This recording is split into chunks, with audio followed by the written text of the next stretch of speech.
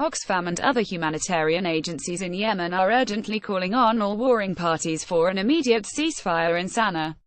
Escalating clashes between forces aligned with former President Ali Abdullah Saleh and the Houthis are trapping civilian populations across Yemen's governorates and exacerbating an already catastrophic humanitarian situation. The Yemeni population simply cannot take any more blows, Shane Stevenson, Oxfam's country director in Yemen, said. The escalated violence is impeding our life-saving operations as our staff take shelter from shelling. The international community urgently needs to put pressure on all sides to end this horror in Yemen and bring immediate relief. How long will the Yemeni people's calls for help fall on deaf ears?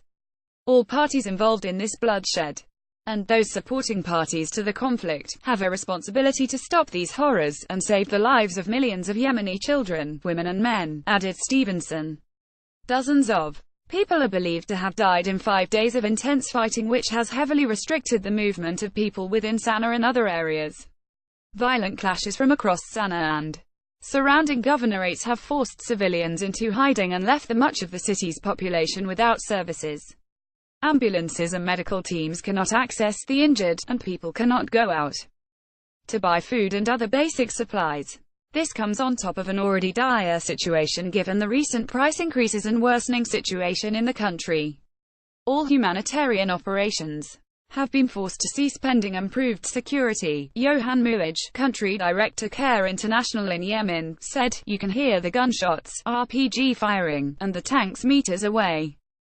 As we spend most of our day taking shelter in the basement," Mu'tasim Hamdan, country director for Norwegian Refugee Council, said, "Even those who dodge the shelling could die as prisoners in their own homes.